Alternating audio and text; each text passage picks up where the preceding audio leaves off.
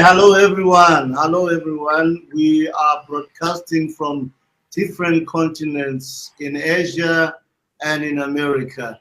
And here today we have brilliant minds coming together, unpacking the discussion of understanding super consciousness.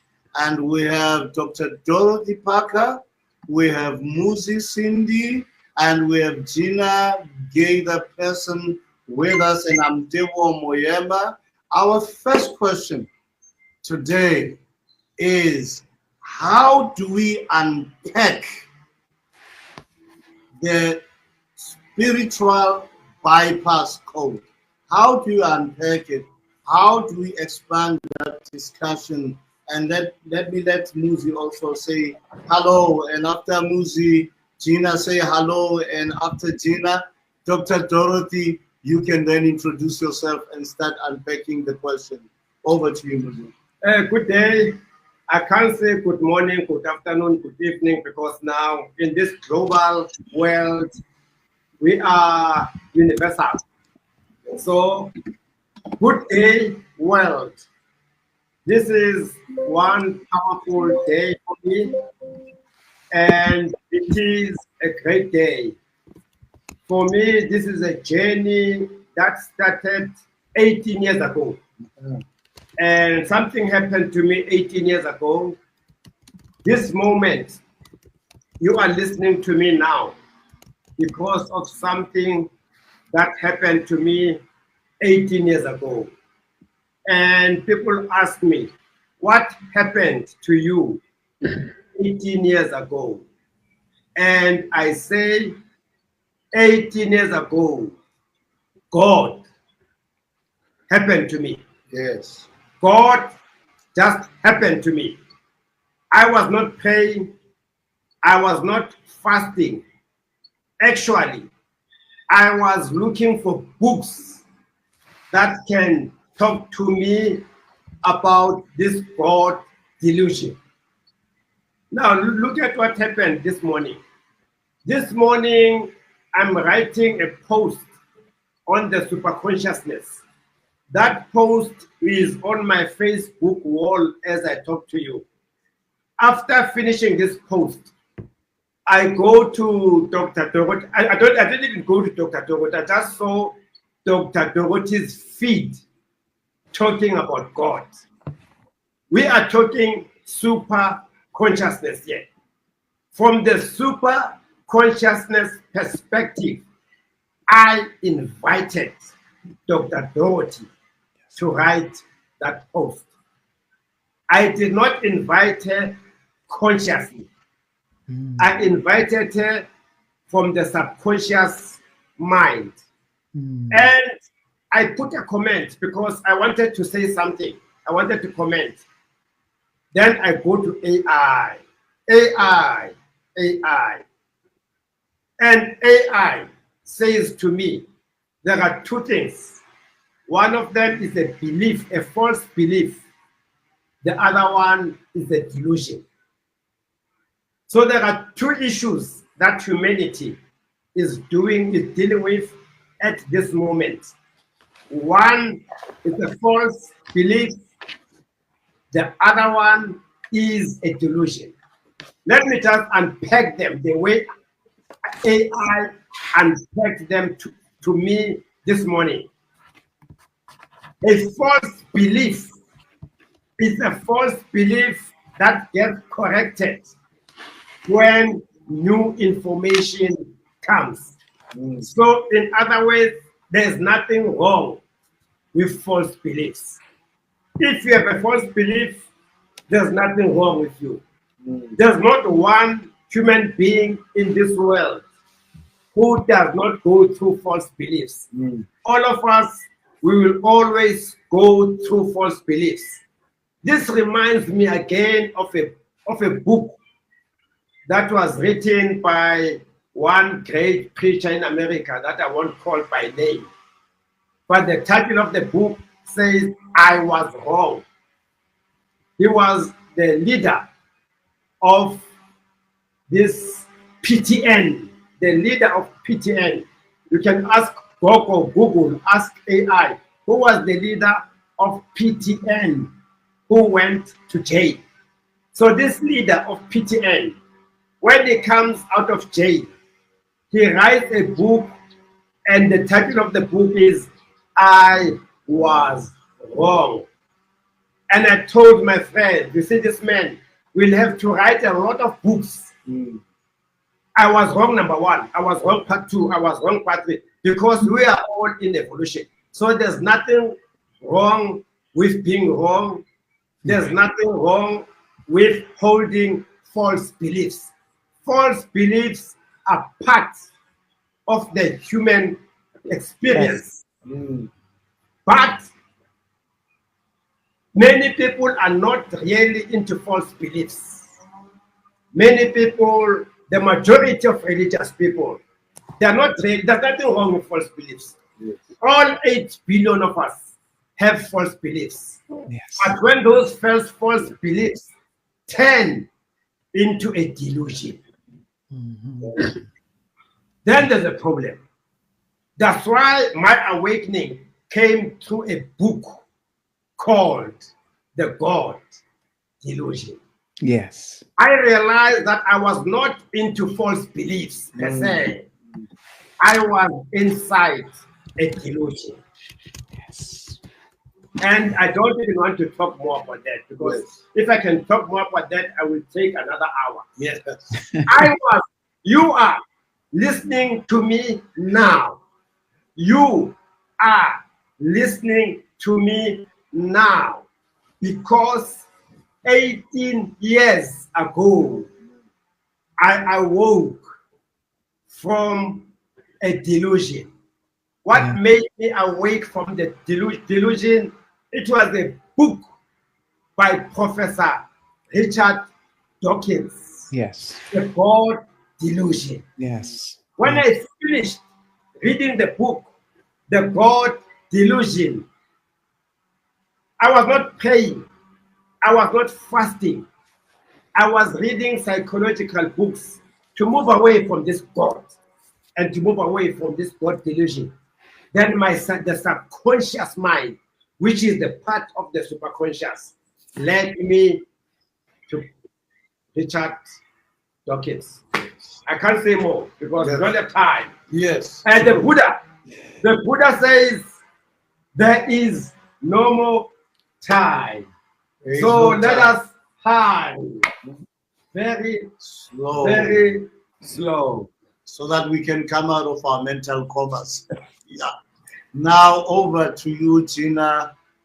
Please greet us, greet the audience globally, and immediately after Gina, Dr. Dorothy, just lead us to understanding mental bypass and help us to come back to our, to come out of our cognitive dissonance. Yes, what a delight to be with you tonight. My journey began in a desire to move beyond my expectations of the external for my sense of happiness, my sense of peace. My world was falling apart, and I desired to know there's a greater way to exist in this world. So I began studying the mystics over the years to understand the inner power that is my power. And I too began to wake up to the illusion such that I just began to cry, coming to realize all of what I thought was real was not.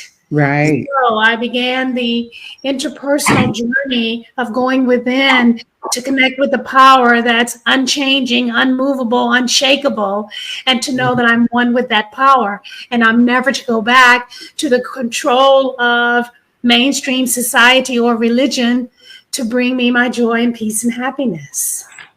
Yes. Yes. Wow. Yeah. Thank you, Gina. Beautiful, beautiful.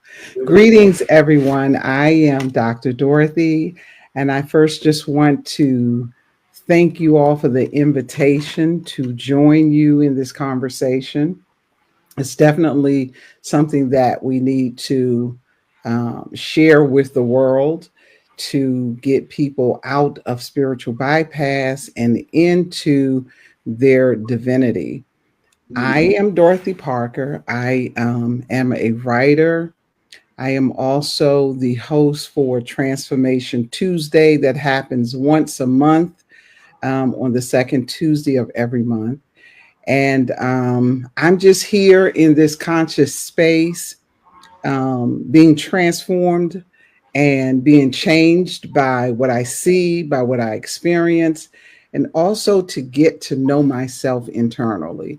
So we're here to just share what we have, and hopefully it will help transform someone's life. Gina, it's so good to be on this platform with you. I appreciate you so very much. Muzi and Tebow, thank you for the invitation. I appreciate it. So would you like to now go into spiritual bypass? Yes, actually, before Dr. Dog can unpack, if people go to my Facebook wall, the post that I did earlier on is on superconsciousness. And superconsciousness can be divided into many, many trillions of parts. One of it is unconscious, subconscious, superconsciousness, and different types of consciousness. So what I'm trying to also want to hear from Dr. Dog is this idea that comes from my perspective, my journey, that my subconscious mind communicates with other subconscious minds. Absolutely. Absolutely. I yes, because we're all connected in one field, in one conscious field. However, we do have different levels of consciousness that we experience based on where we are in our life. So everybody's not in the same conscious field space, if that makes sense. So there's this overall conscious field, but as you awaken, it's levels to your awakening that attaches you to that field. Is that you understand that? Yes. So not everybody is going to awaken at the same space at the same time, right? Everybody will awaken according to how they are doing the work in themselves and how this conscious field or this conscious space is able to get through all of the stuff that's going on in people's lives. That makes sense. Makes sense. Right? So if you're talking about consciousness, I believe that consciousness is also a form of telepathy. So when you talk about Muzi, you talk about my consciousness being able to connect with your consciousness. That's a form of telepathy where you're not necessarily in the same place that I'm in, the same room that I'm in. You may not even be on the same level that I'm on. But if I'm able to communicate with you, then that is a form of conscious communication. It's a form of telepathy. And also we have this intuition that we also use to communicate with one another. I don't believe that consciousness by itself is a communication tool. I believe it is a space where we can operate communication tools. Does that make sense? Yeah. So when we talk about super consciousness, I'm looking at it as the different levels that people are able to awaken. There's only one field of consciousness. There's not many fields of consciousness. There's not multiple fields of consciousness. There's just one conscious space that we all tap into. And in that conscious space is where we understand, awaken, where we can see how far we've grown, where we can see places where maybe we have not totally grown yet. But consciousness is just awakening. It's just being awake. Does that make sense? Yeah. It's just being awake. It has, I don't think it has a lot to do with levels as much as it has to do with how awake are you? How much of your internal self, how much of your shadow work, how much of your understanding, how much of your desire, right, is awakened enough that you can hear from this field, Not everybody can hear from the conscious field because not everybody's ears are unclogged enough to hear from this conscious field, right? There's also where you have to have your eyes have to be available for this conscious field. It's just not information. Does that make sense? Yeah. So the conscious field is that place, that core place where we tap into all that we are. We tap into the mind of, quote, God, the mind of divinity. And so the conscious field is not it's not multiple places. If you understand what I'm saying, it's not multiple places. It's just one place. Yeah. But it's non-local. It's non-local. When you say it's non-local, what do you mean? Meaning that consciousness is not, it's not some place you go. You're already conscious. You just have to awaken to it. You don't go somewhere to be conscious. You awaken to consciousness wherever you are. You are consciousness. You are a part of the field of consciousness. The issue is, how awake are you and how in touch with that conscious field, or how in touch with your inner self or your higher self are you able to really understand what's going on in this conscious field? So for instance, if you are someone who's still dealing with a lot of shadow work, right? Or you're still dealing with a lot of this lower energy where you are constantly doing things that go against who you are, your divine nature. It goes against that. A lot of times your conscious field can be blocked. Am I making sense? Yeah. Any questions that you need to ask about that? Yeah, actually, what I wanted to, there are a few questions. Number one, I got this message from Eckhart Tolle, where he says, you cannot awaken yourself. That's right. And because you cannot awaken yourself, right, you cannot awaken another. Right. Now, again, that self, what is this self? When it says you cannot awaken yourself and you cannot awaken another. Right. So you know that there are multiple layers to you, to yourself. Mm-hmm. There's multiple layers to who you are. There's your higher self, right? Which is above all of the constructs, all of the labels that you call yourself. You are more than just Musi. You're more than just Tebow. When you remove all of those labels, what do you have left? Is this authentic beingness. It's the core of who you are. It's that part of you that has that divine nature, right? So when you talk about consciousness and the self, consciousness can function in this lower self, in this biological self, right? In this self that we label and present to the world. But there is a higher self. There is a more divine self, which is what we're aiming for. Does that make sense? So the self, when you're talking about the self, there's only one self.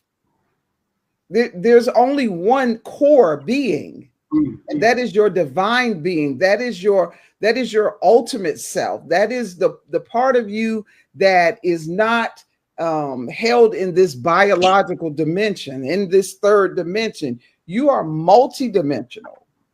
You have the divine nature of God. And so your consciousness, yourself, is not this self that we have here in this world is not who we are at our core. Does that make sense? Yes. So when you say that you can't, the self can't waken the self, yes, the self can. Because there is a higher self. There's a divine self. And so in that space of that higher divine self, that is what awakens you. Because as you realize and take off all of the constructs of who you think you are, as you remove all of these places that hold your mind into this 3D dimension, you awaken to your higher self.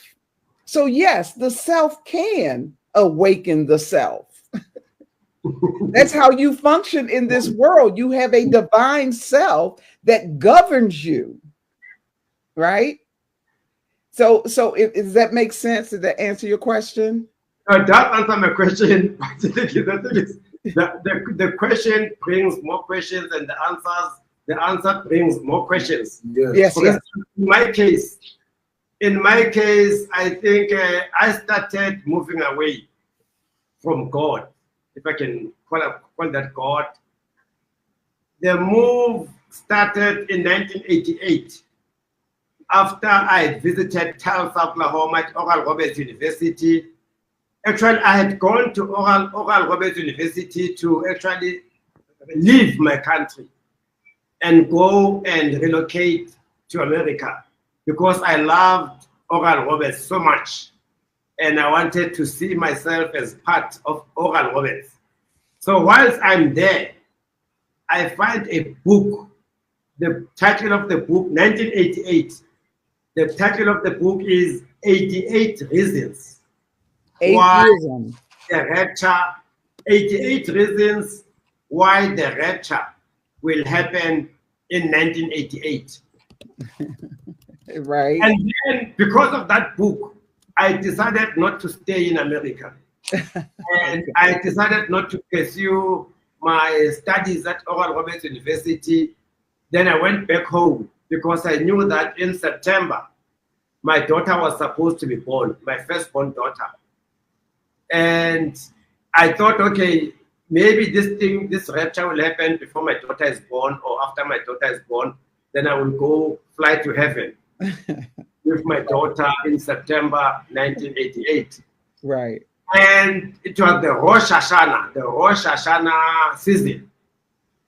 And in September, during the Rosh Hashanah season, when the rapture was supposed to happen, it didn't happen literally. I always say it happened because my daughter was born. So I always say that that person who wrote that book, a NASA rocket scientist, I say he was partly right because in September 1988, a rapture did happen and my daughter was born. But that rapture put me into the dark night of the soul.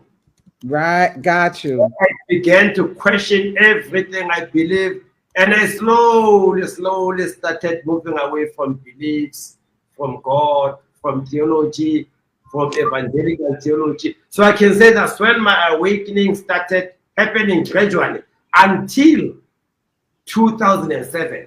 Now, by 2007, a lot had happened. By 2007, there was 9/11. Right. There was the Gulf Wars. Yeah. And there was all the mayhem in the Middle East. And all those things contributed right. to this journey. I call it now the journey of awakening. I thought I was in control of it. I don't know whether I was in control of it or I was not in control of it. But I now say the subconscious was in control of it. And I say it is the same subconscious that led me to go to the bookshop where I was looking for psychology books, and there was this book displayed. The title of the book is The God Delusion. Yes, I have that book. Yes. Was also part of my awakening. So the thing is, that's why I talk about the superconsciousness. Because I say everything, even Richard Dawkins himself, the psychologist, the evangelical grandfathers, my grandparents, everything is part of this one. Yes, absolutely. I believe also that has to do with the singularity too, right? Yes. Are you familiar with that? No, very well, because everything came out of the singularity. Right, right, And absolutely. it has become more complex because it's only in the 21st century Right, that scientists discovered that 94% of our galaxies are right, right. beyond reach. They are unreachable and they are unknowable. The dark matter and dark energy is unreachable and unknowable. Now, they used to say it will take us 2 million years in the speed of light to go to the next Milky Way. But now we are saying if we travel in the speed of light, by the time we get there, that galaxy will no longer be there. You talking about Andromeda? And Andromeda, that's right, yes. Yeah, right. So are we talking about consciousness in relationship to that? Because when you start getting into time, right? And when you start getting into time and space and travel and all of that, your consciousness is above all of that. Right? Consciousness is not limited to time. Consciousness is not limited by travel. Consciousness is not limited by space. You are in consciousness. This whole existence, this whole reality exists because of consciousness. Every person on this planet is conscious, but then there are levels to consciousness awakening, right? So we're all born in this world, right? Like your daughter was born. And when she was born, when she was birthed, she came into this world, and that's a level of consciousness, and as she grows up and gets older, she becomes more and more aware, not just of the fact that she's here, but she starts to even get to a place where she starts to realize, I'm a self apart from my mom and my dad. That's usually between the ages, I think, like 2 and 3, that children start realizing, I'm not my mom. I'm not my dad. I'm a me, right? And you'll start seeing them as they grow older into these toddler stage and these adolescent stage. They start doing things because now they're saying, wait a minute, I'm autonomous too. I am a being apart from my mom and my dad now. And so now they're no longer, they're going to try mom and dad. They're going to do things, right? Because now what they're trying to do is find themselves, to find out who they are. And that's how come children start to rebel, or children start to do things differently, or they start to have an opinion about things. These are levels of awareness where we're waking up. And some of these awareness levels are natural to human development. So they're not just limited to spirituality or spiritual experiences. Awareness is our inheritance because we're here in this reality. We need awareness where we are, right? It's awareness that allows civilizations to grow. It's awareness that allowed you to come on my Facebook page and notice who I am. There's a level of awakening. Wait, there's this person who I've never met before. So I think we have to move consciousness out of this box of spirituality, because we limit ourselves then. Consciousness functions on all the levels: spiritual, biological, emotional, psychological, right? Consciousness is just not religious or religious or a spiritual field. Those things, consciousness is above all of that. Spirituality came out of consciousness. Just to come in there, I think the whole conversation, now everything is connected to everything. That's right. We are living in an interconnected world. Yes. Your response now came from you talking about a singularity.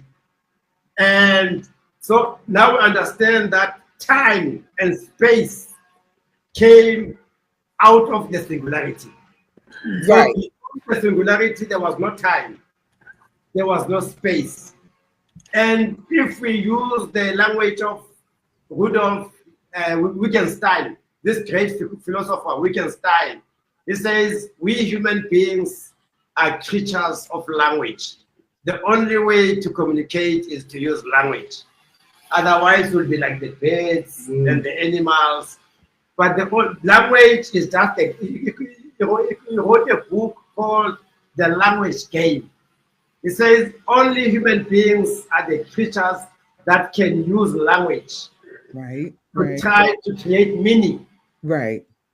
To try to understand a very complicated universe. That's why there are so many theologies, so many systematic theologies, so many even doctrines of God.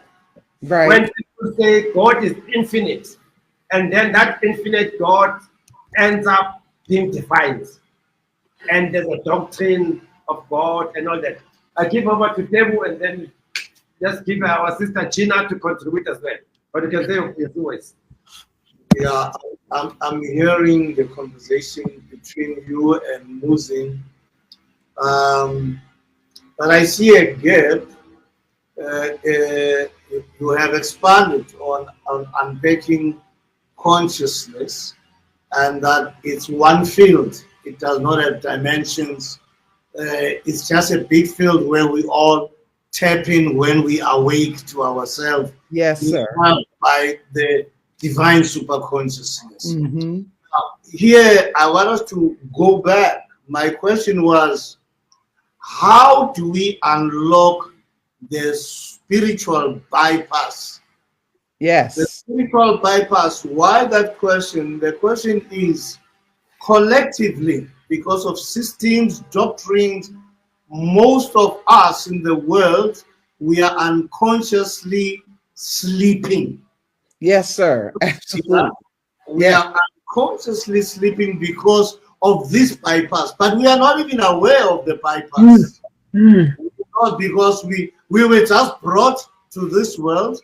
We simply emulated what we see, what we experience, without pausing to question that whatever is driving us as drivers, whether it's intellectual, emotional drivers or cultural drivers, is it what is supposed to drive us? And is it internal or external? So the spiritual bypass, my understanding is that it's when we try to do things being informed by exogenous drivers. Are you hearing me? Now, I think in your book, you have said something about unlocking the bypass. Am I right? I said a lot of stuff in there. I know you said a lot of stuff, but zero in on this avenue. I want you to come in this avenue. Okay, let me pull it up. Bypass unlocked for a collective consciousness. Yes. To awake. And I think that will also go to colonization of the mind, of the thoughts, the doctrination, and it will also go to brainwashing, because we have so many voices that we are hearing, so many influences, we have so many theories that we are exposed to. I'm reminded of somewhere where I read that it is dangerous to know too much. Absolutely. Right. So I think because of too much knowledge, we have this knowledge constipation. So we have to somehow find something that can move what we don't need. That's toxic. So that we can remain with that which will feed our souls and bring us back to divine authenticity. Do you mind to take us through that? Why we are not active the part of the conversation that we have build on it. Oh, sorry, Gina, you look like you want to say something as well. Yeah. Gina? I'm just listening. No, I'm listening. You want to chime in, my sister? Okay. So let me say this. The book is called Divine Bypass, Yes. right? The book is called Divine Bypass, and I contrast it with spiritual bypass. Spiritual bypass is when we decide that we want to use spiritual language, rituals, and practices and doctrines to avoid the realities of trauma, abuse, seeking out help when we need to, taking advantage of professionals. So, for instance, if I've gone through a level of trauma and abuse, right? My pastor or my church is probably going to tell me to pray about it. So right? They're probably going to say, pray about it, fast about it, forgive. They're going to give me all of this religious and spiritual language rather than say to me, go find some professional help to help you get through this. Right. And it's not that these spiritual practices cannot help us, but a lot of times they get in the way of us healing. So spiritual bypass is where we take spiritual things to avoid dealing with our problems. Right? Whatever those problems are. I mean, if you're in a bad relationship and instead of seeking professional help, going to find someone who can help you with and counseling, who's experienced in relationships, we might take that to the church and say, you know what? We just gonna trust God. We just gonna fast and pray about it.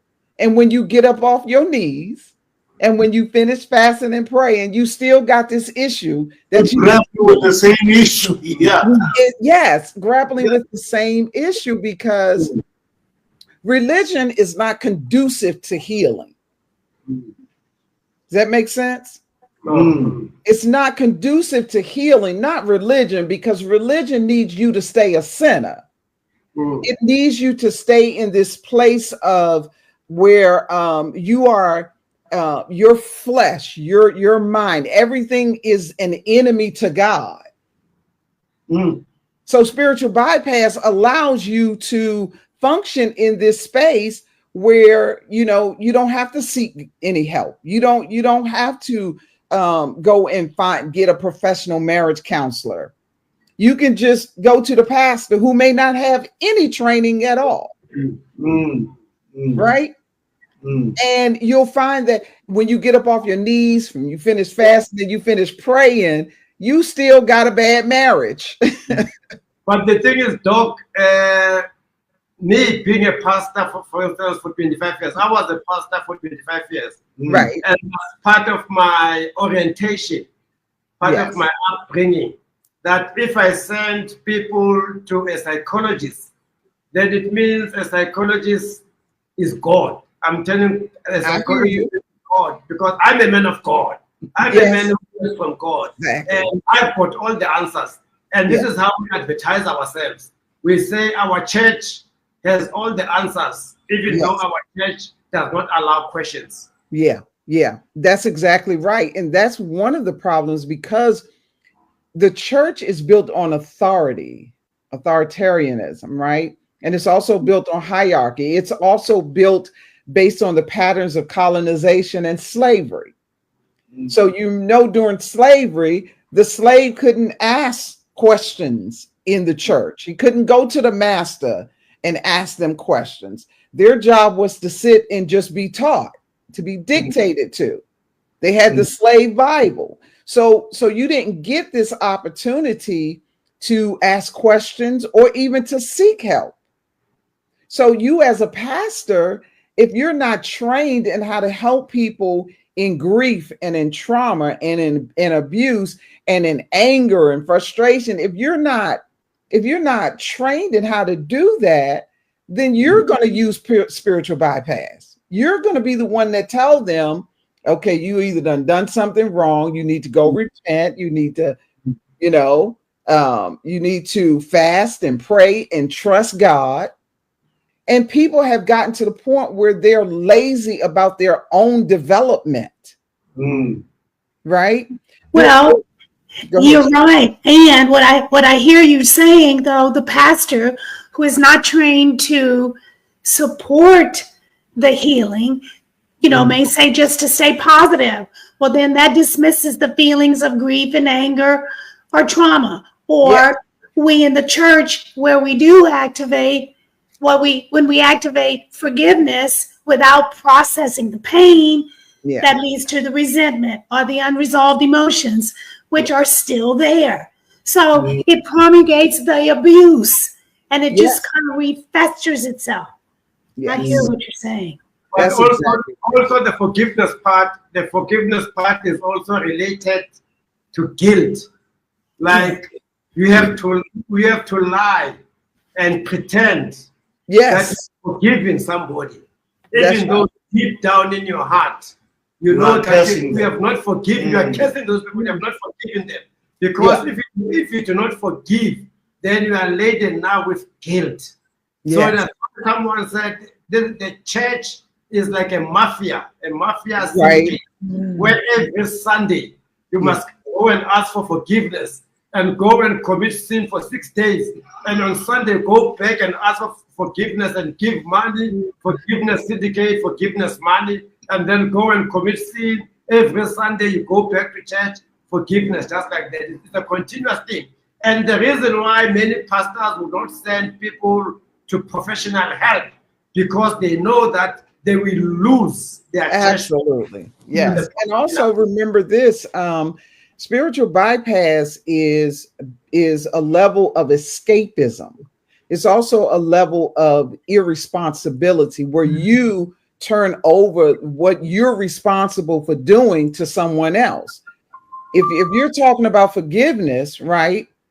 It's easier to say, well, I'm just a sinner. I don't even know how to forgive. I'm just going to trust God with this relationship. No, you have a responsibility in the forgiveness, right? There's a process of forgiveness. So if you're not forgiving, I don't care how many times you get on your knees and pray about it, you still got to get up and deal with your unforgiveness. Right? But so the forgiveness itself is the process where you have to get into the space where you say, I am willing to forgive. And before you can say, I'm willing to forgive, you have to go inside yourself and say, at this moment, I'm not ready to forgive. And I'm willing to take whatever I have to do. I understand forgiveness is important for me, but at this moment, you cannot unload me. Load me with this forgiveness baggage, because I'm hurting at the moment. And I need time to heal and to deal with these issues. And then to start to say, now let me take the forgiveness part. How do I take this forgiveness journey? Because forgiveness itself, it is a journey. It's not something that you can just happen instantly. Your heart is ready. So I wanted us to move now to, because thanks for elaborating on spiritual bypass. I want to hear more about divine bypass. Okay, now this is where we go quantum on you, right? We're also familiar with quantum. This is where we go quantum. So divine bypass is where we have completely taken our divinity and given it to someone else. We have externalized it. We've externalized it to the point where we have built gods, we have built leaders, we have built systems and constructs, and we have actually gotten to the point where we have forgotten who we are. We're gods that are asleep. We don't even tap into our divinity anymore, because everything about us tells us we're not divine. Everything outside of us says we're not divine. We're not connected to God, right? We need this go-between. right? We're sinners. Once we became sinners, that separated us from God.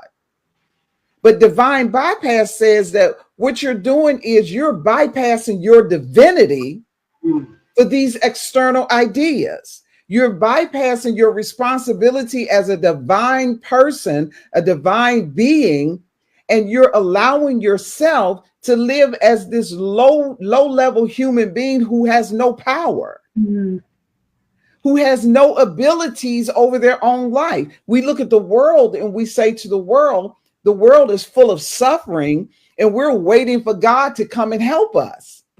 We're waiting for God to remove the suffering. And we don't realize that we are divine beings.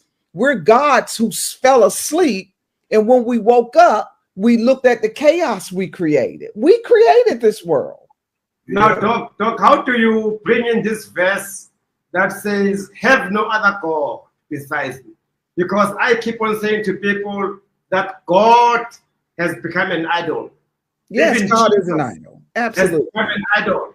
Yes. The Bible has become an idol. Yes. So, and I know that Gina can just unpack the I amness for us after Yes. this. But outside of this I amness, there's another God.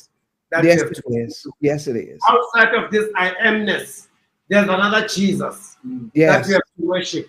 Yes. Outside of this I amness that you are, there are other gods. They are called God, they are called Allah, Brahman, Buddha, and there's 5,000 of them gods out there. Yes. And the scripture is still valid. The I am of Moses. Yes. I am I am that I am. I said there's no other God outside. Here it is. I am. There's no I other am. God outside of this. I am. Right. Right. And another Yes. another veteran. 2 days ago, I was fighting with another veteran. I had an altercation. And especially now I realized that that veteran was preparing me for this. Yes. Because he was saying, no, you must never use the word I am. That Yeah. word to God. Say I am so and so. Don't say I am Muzi. Say my name is Muzi. Never say I am. You must never say I am. So that is what I bypass. Yeah. Yeah. Right. I want to give you all the definition of divine bypass. Okay. Let's give a working definition so we're just not just all over the place with this. Listen to the definition. Divine bypass is the collective and unconscious pattern of externalizing divine responsibility and creative agency onto external deities, doctrines, or institutions. It results in spiritual disempowerment, energetic fragmentation, and systemic stagnation by distancing individuals and societies from their inherent capacity to shape reality through internal coherence and conscious authorship. So basically, the simplicity of it is you have taken your divine nature and exchanged it for just being a human being. You're not just a human being. You are divine, and you can't compare your divinity to something else. You can't externalize it. When you go outside of yourself for something, you're externalizing even yourself. So we have gotten away from our abilities and our strengths and our empowerment. And we have given it to others and systems and constructs. And then we get mad when those constructs and systems fail us. It's almost like a cognitive dissonance that we're experiencing, because on one hand we're saying we're divine, but on the other hand we're saying our world is in chaos. Well, if you're divine and your world is in chaos, I would think that you would be the one trying to get rid of the chaos. Right? But we can't even do that in our own lives. We can't even be divine to ourselves. We make excuses for our failures. We make excuses for the parts of us that are weak and tired and beat down. And we say, you know what? I need God. So we pray to something outside of ourselves rather than tapping into this inner place where divinity is. We're unfamiliar with our own divine nature. Completely unfamiliar. We're walking around like W.E.B. Du Bois say, with a double consciousness.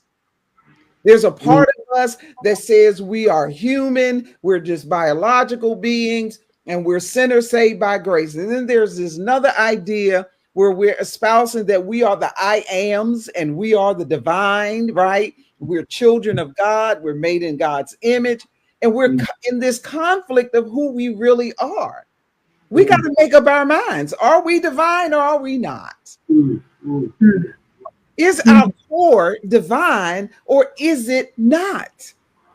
What are we? We're sleeping gods. God awakens. We're sedated by this reality. We think this is it. Gina, Gina, I think Gina got something to say to us. Say that again. I say we're waiting on you now to give us your input. Yeah. What I'm understanding is we dismiss the need to confront personally our shadows, and we claim that God sees my heart, or God will work things out.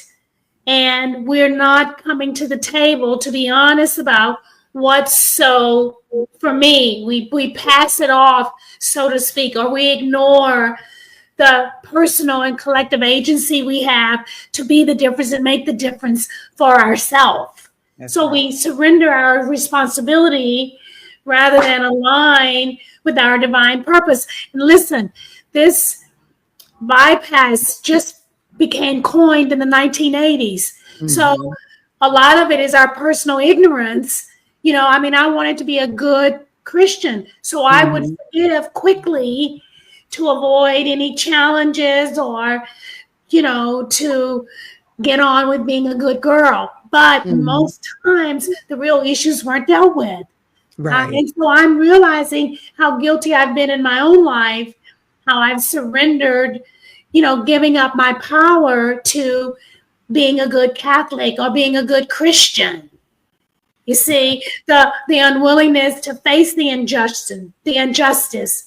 I've always been willing to grow personally, and I've done a lot of what I thought was transformational work, but I've avoided or ignored, the real deep pain or resentment that was developed because of a quick forgiving act. Yes. You see, or an unwillingness to be with, and the relationship that, whatever, there couldn't be an agreement. So I would acquiesce or yield, but go without getting the real issues dealt with.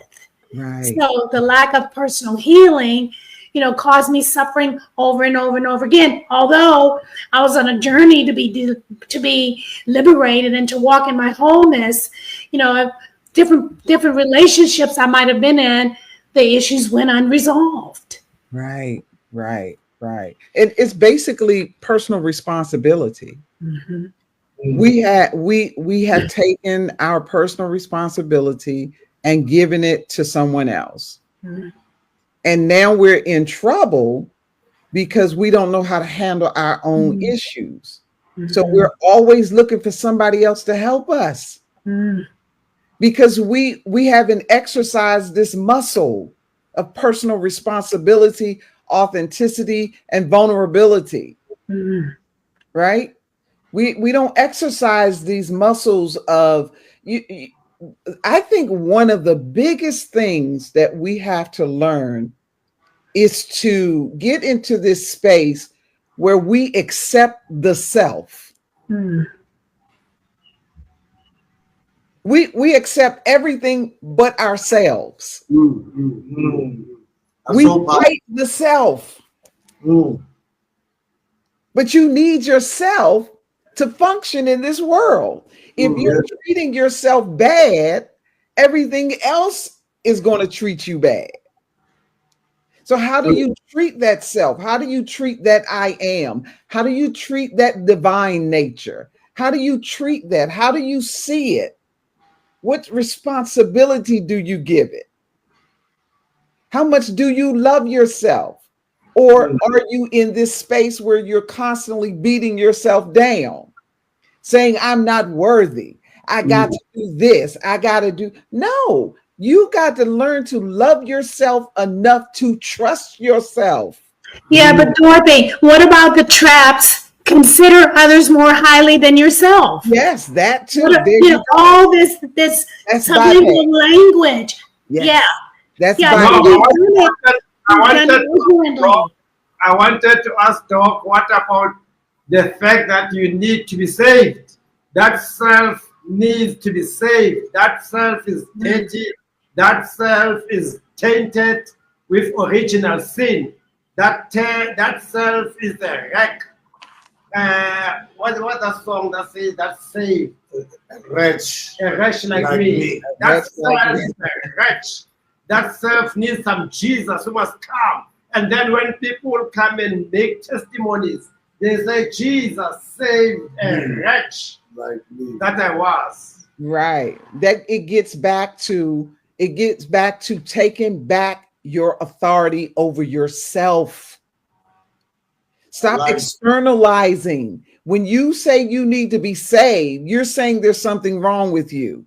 You're saying you're fragmented, you're broken. Something happened and now you need to be put back together. To be saved means that you're not safe. You don't feel safe, right? So if you're in this constant state of, there's something wrong with me, I'm broken, I'm not worthy, right? When you're constantly telling yourself this, you're creating that reality for yourself. You have got to learn to be selfish. Selfishness simply means that I value who I am. I value and love who I am, all of me. I love the parts of me that's good. I love the parts of me that's bad. You have to build a place where you are coherent, you're whole. I know you heard of the Hermetic principles, right? Of light and dark, right? Duality, these spectrums. Well, they're on the same spectrum. Light and dark is on the same spectrum. Good and bad is on the same spectrum. It's just one is here, one is there, but you're somewhere in between playing around with yourself saying, oh, I feel good about myself today. Oh, tomorrow I feel bad about myself. What are you just going to accept all that you are, package it up, love it, so that when you see somebody else that is fragmented and broken, you can be a light of wholeness for them? Does that make sense? Yes. If you're broken. I just wanted to come in now and talk about the age that has just ended, which is the age of Pisces.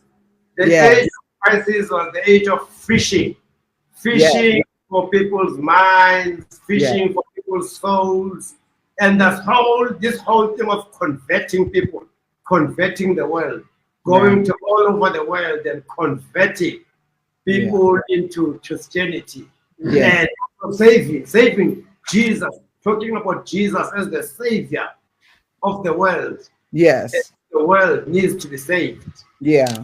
So Pisces is always about something external.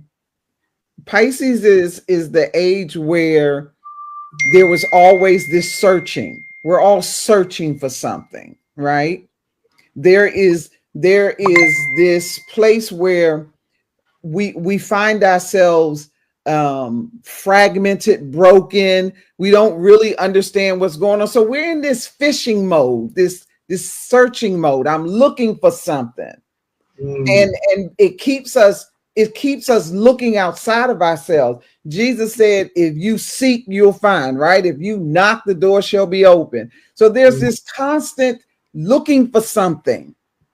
But we're moving into this age of Aquarius where there's a conscious awakening that is happening. And even Jesus said, when you see the man with the bucket, follow him into the house, right?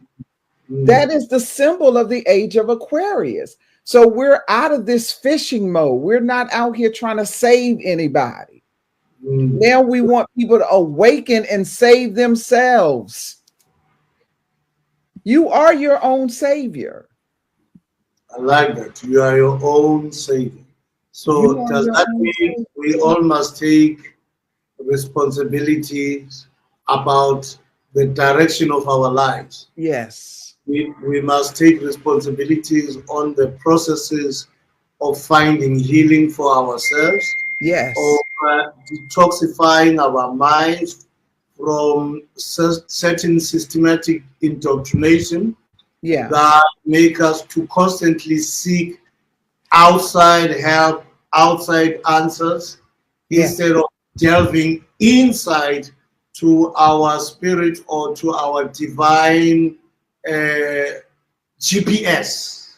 Let me use GPS, that the divine GPS, when it's awakened, it knows how to direct you. It knows the times and the seasons, and it keeps you fully aware of what's happening inside of you so that you can be balanced as a divine person, besides being also a biological person. Yes, I think we just need to get back to the point of trusting ourselves. We have to trust our divine nature. I like that. Trusting ourselves. We've got because the world has taught us that you can't trust yourself. You are inadequate. You are inferior. Yes. So you don't have the intellectual or the emotional what you call it, emotional intelligence to find resolve in whatever challenges that you are facing. Yes, that's what we know. Even as Moses said, the need for salvation comes from beating ourselves down. That's right. Beating ourselves down, so there's a perpetual beating. If you don't beat yourself about this today, you'll beat yourself about the other. So it makes us to look in the mirror and just see ugly, ugly, ugly. That will never, ever be embracing itself. Yes, and let me say this. When you beat yourself, you will beat somebody else. I like that. If you beat yourself, you'll beat somebody else. What you do to you, you will do to somebody else.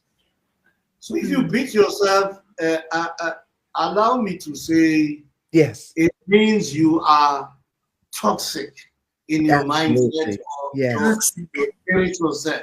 So you will also take the toxicity and let it cascade to other people. Yes, absolutely. Because you can only give people what you have. Right? So if all you have is abuse and toxicity and narcissism and sin, if that's all you have, that's all you can give. That's how it perpetuates itself. Yes, ma'am. Yes. So how do we remove this debris, this toxicity? How do we come to the light where we can self-reflect and look in the mirror and say, I am is adequate and beautiful. Is enough. Is enough. Yeah. Let me say this, and I'm going to be extremely authentic in this moment.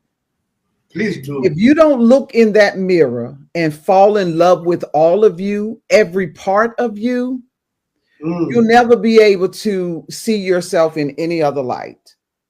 Wow. You have to fall so in love with yourself. All of you, you're good, you're bad, and you're ugly. You can't love just the good parts of you. You've got to love every single part of you. And when you do that, then you'll move out of judgment. When you stop judging you, you'll stop judging other people. When you start loving you, you'll start loving other people.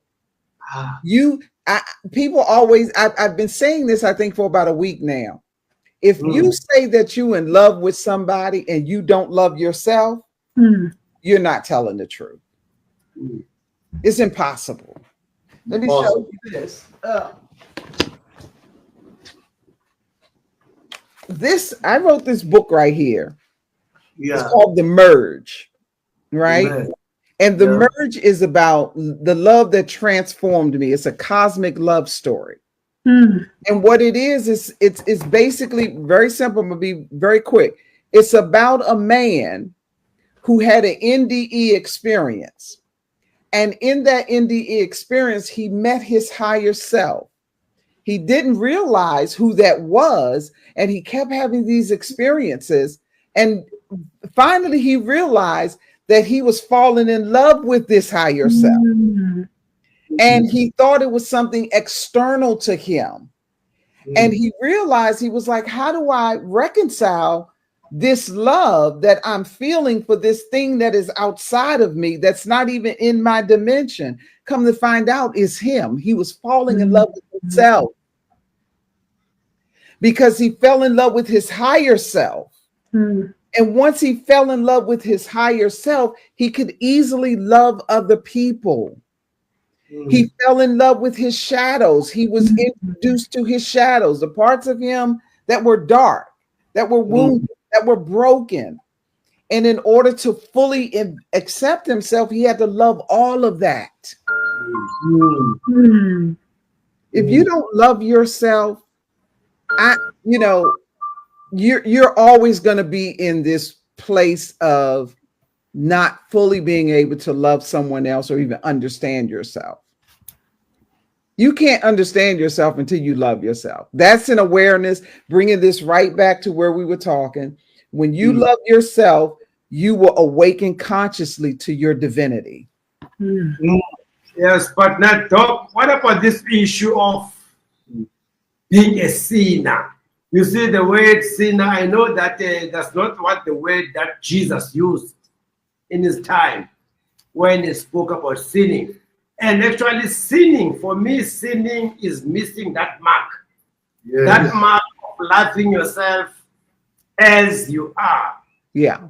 With your light and your dark. If you can love yourself with your light and your darkness, then you are free from sin. To be free from sin is to love yourself as you are. Right. Because when you love yourself with all your opposites, you are able to love the other. Yes. All the opposites. Yes. Because all human beings, you are a reflection of all human beings. The way you have opposites and contradictions, all of us have opposites and contradictions. This is why I always say, I love myself. You have with to. All of my contradictions. And I love Ebu with all of the contradictions. Yes, yes. And let me say this. When I look at my contradictions, I see myself and another with all. That's why I say my God is the God of contradictions. Yeah. That God of contradictions. Yeah. And let me say this real quick about sin. Yeah. Sin is disobedience to divine law, right? If you are divine and you are the I am, and you sin, you're only sinning against yourself. And the way you sin against yourself is to deny your divinity. That's the only sin that you can commit, is denying your divinity. You are the divine law. So it's like you are missing your own mark. Exactly. Wow. That's what divine bypass is. It's missing the mark of your divinity. I love that. I wish all the pulpits in the world can reconstruct what sin is. And that it's not sinning against another God, but it's sinning against yourself. Yes. So if I don't love myself as my light and my shadow, Yes. And I believe the reason we see the appearance of shadow is to remind us that we carry the light, but we are also followed by our own shadow. Yeah. And embrace both our light and our shadow Yes. equally and say, I love this shadow, I love this light, I love all of me. That's right. And as you said, if we fail that, we've missed the mark against ourselves. That's exactly right. You are the mark. To close, I think one of the greatest misunderstandings within Christianity was taking Jesus and making Jesus divine.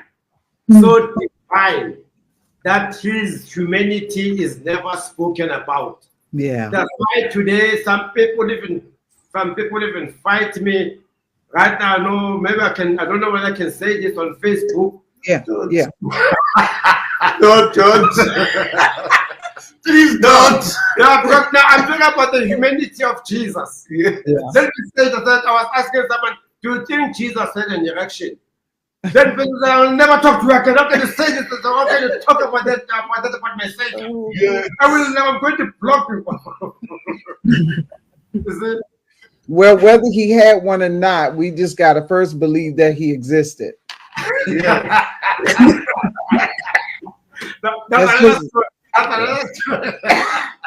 We first got to believe he existed to worry about what his physical biological body did or not. If you believe he existed, then yes. If you believe that Jesus is a mystical, metaphorical figure, then no. Yeah. That's the simple answer to that question, right? So we don't even have to go any further with that. Look, I think now we're going to close. I think we've been going on for more than an hour now because this was a wonderful conversation, and I realized that I went just outside to watching my TikTok. My TikTok followers, a lot of followers are following us on TikTok, and I realized that they're really enjoying this conversation, and we're going to continue. Maybe we'll do it once a month. We need part number 2 because we've only delved into first question. So part number 2 will be attending to the second question. How do we resurrect the collective consciousness? Understood. To deal with our collective chaos, whether it's expressing itself in systems, in governments, in doctrines, and on and on and on. So for now, I must say to you, Doctor, we're very grateful for this expanded conversation. Yes. So much light that you have brought to us.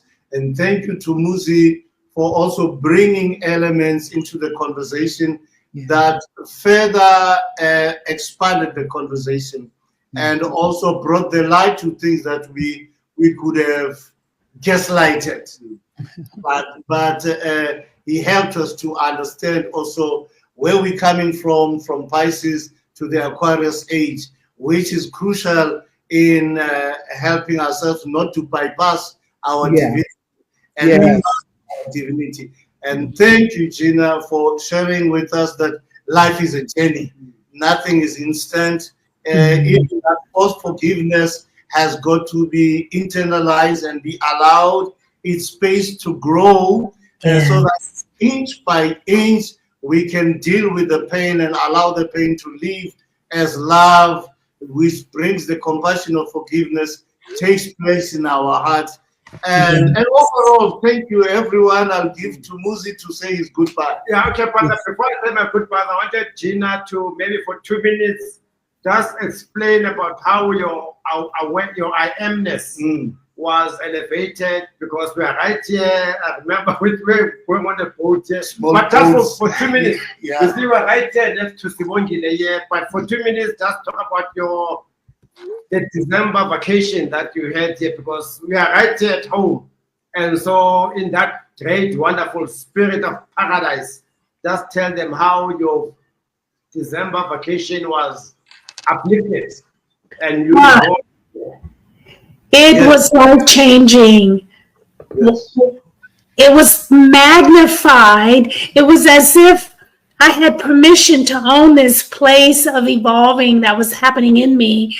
It was amazing because the environment was conducive to accepting my freedom. And I didn't realize that here in the States, I just kind of had it contained. It was just kind of my thing that was happening. But I landed in Thailand, and of course, Muzi was on his path. So we just entered in this space. Dr. Tebow was there, and it was just an amazing space of freedom to experience this evolving that was, it had permission to flourish. It had permission to, there was a culture there of liberality that allowed me to step away from this box I was in here and to flourish. Yeah, just to flourish. It was like I went home to a space that allowed, that accepted, that I didn't have to make an explanation for what's been happening into my life. I just stepped into being this essence and presence that I had been allowing to take over my life. It was awakening, and even a deeper awakening to me. How the universe kept responding. We ended up in a part of town where we went to an outside market, and we noticed across the street this high mountain. So we decided we would go over there to see what it was. And it was as if Carlton Pearson had invited us over there. We had gone to the Kuan Yin Mountain, where in all of Thailand, we found an inclusive shrine that all the religions were represented. We walked up 265 flights of stairs to areas of the shrine where all religions were represented. It was amazing, the experience that we kept having over and over again throughout my time there. So there was a freedom. It was, I don't even know how to explain it. It was really breathtaking, and it was such a deep encounter of the spontaneity of the spirit moving. One thing would shut down, another thing opened. I mean, for the experiences, for the encounters, it was beautiful. Wow. I just kept on saying to Gina, you are going through an I am experience. This is why this was given to me when I was in Toronto. Chicago. In Chicago. Okay, so in Chicago. World Parliament of Religions. Yes, World Parliament of Religions. So this is the I am. Yeah. I am. If every religion would speak, they would say, I am. Yeah. Yeah. If the mountains, if this ocean could speak, it would say, I am. If elephants would speak, they would say, I am. If the galaxies would speak, galaxies would say, I am. So all of us are part of I am. Yes. Yes. I know some people in fundamentalist societies, they say must never use the word I am, because the word I am. This is exactly what Dr. Doherty is talking about in divine bypass. When you refuse, when you are ashamed of the word I am, then you are exactly what Dr. Doherty has just described to you. We are where you are, where you need to be delivered. Yes. You need to be delivered from the fear of I am. Yes, yes, yes, yes. The fear of I am. Because I am, that I am is who you are. That's correct. Yes, absolutely. Yes, This is beautiful. I appreciate you guys allowing me to be a part of this conversation. Gina, I love you. Thank you so much. Yeah, guys, beautiful. Thank you very much, Dr. Tok, and you are invited to come to Thailand. Next time when Gina comes, you must come with Gina to Thailand. Yes, I will. Thailand.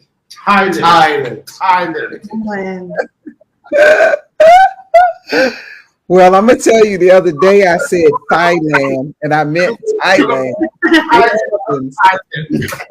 It happens. It happens. Yes. Yeah. Well, again, thank you, guys. There's so much to say, but I will close by saying I am grateful that as a collective, we found time to reflect on our divinity and found time to self-correct about external beliefs. And this conversation has helped us to come back to ourselves and embrace ourselves gently with our good, with our bad, with our strength, with our weakness, and look to ourselves and say, we love you just as you are. And to the world, we love you just as you are. Just God bless. yes, I love it. Beautiful. Namaste. Namaste. Namaste. Namaste. Good night, everyone. Good night. Good night. Good morning. Good morning. Yeah. Good night.